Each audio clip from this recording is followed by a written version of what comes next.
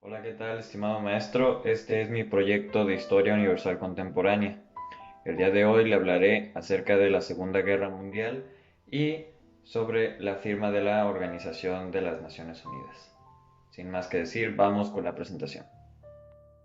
Y para comenzar, ¿qué fue la Segunda Guerra Mundial? Bien, este fue un conflicto armado, o considerado más bien el conflicto armado más importante del siglo XX, y se considera como una prolongación de la Primera Guerra Mundial, solo que con sus propias características.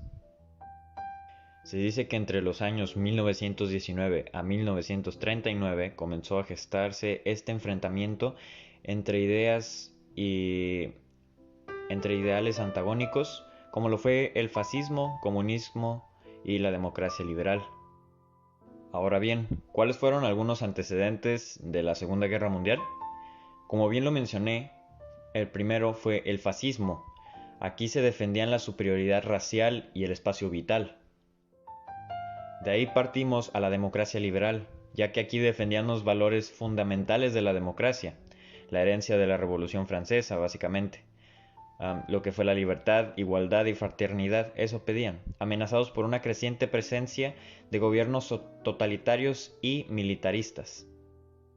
Y por último está el Tratado de Versalles, que se firmó a finalizar la Primera Guerra Mundial, que los cambios políticos y territoriales derivados de Versalles constituyeron el origen de los nuevos conflictos y el surgimiento de este revanchismo alemán. Uno de los acontecimientos más importantes fue el Pacto de Múnich, otro antecedente fundamental para el inicio de esta guerra. En este pacto se consagró la anexión de Alemania a los Sudetes y dejó en claro la debilidad de la Gran Bretaña y Francia. En 1939, al firmar este pacto, Checoslovaquia deja de existir como un estado. Otro antecedente bastante importante fue la Guerra Civil Española. Esta duró de 1936 hasta 1939. Este fue un conflicto armado que enfrentó a la cultura española contra otras fuerzas armadas sublevadas, dirigidas por el general Francisco Franco, quien con el apoyo de Alemania e Italia enviaron armetario y fuerzas militares. ¿Y cómo comienza la guerra? Esto comenzó el 1 de septiembre. Alemania atacó sin previo aviso a Polonia. Inmediatamente Francia y Gran Bretaña, al percatarse de esto, inmediatamente le declararon la guerra a Alemania. Solo que sin efectuar obras inmediatas. Polonia cayó rápidamente ante los alemanes y más tarde los soviéticos también los invadieron, así tomando una gran parte del país. Dando 1940, Hitler decide atacar Dinamarca y Noruega para asegurarse que el suministro de hierro y neutralizar posibles bases aliadas en esa zona. Mientras la guerra se suscitaba, muchos países y muchas naciones empezaron a unirse a este conflicto.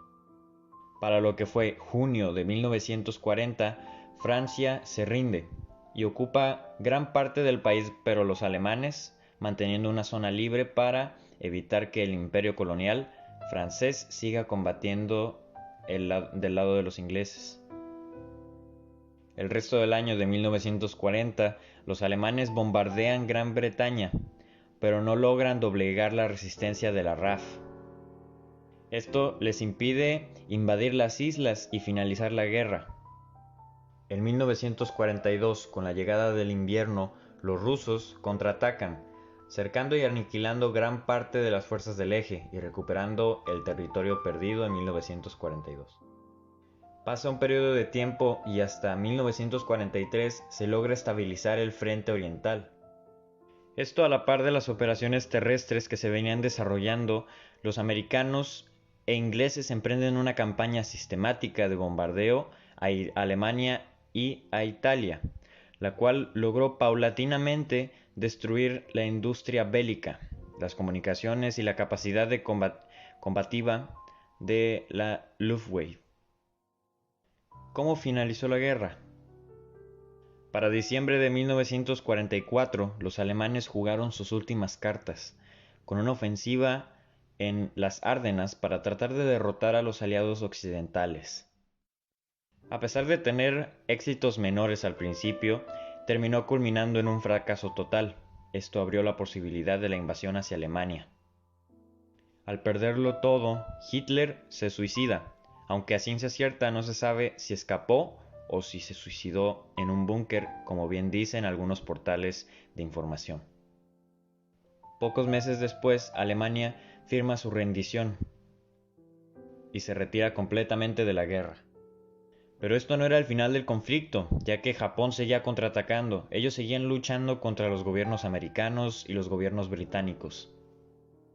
Al ir perdiendo, Japón decide usar como última línea de defensa a los kamikazes, destruyendo así algunos barcos y búnkeres estadounidenses y británicos. Estados Unidos decide que para dar el último golpe de gracia necesitarían lanzar las bombas nucleares en Hiroshima y Nagasaki, con la nave tripulada Enola Gay y la bomba atómica llamada Little Boy. Después del desastre de Hiroshima y Nagasaki, los rusos les declararon la guerra hacia Japón, desmantelando por completo su ejército, y pocos días después los japoneses se rendían, y así culminando la guerra. Ahora, ¿cómo surgió la Organización de las Naciones Unidas? Este nombre es acuñado al presidente de Estados Unidos Franklin D. Roosevelt y se utilizó por primera vez el 1 de enero de 1942, en plena Segunda Guerra Mundial.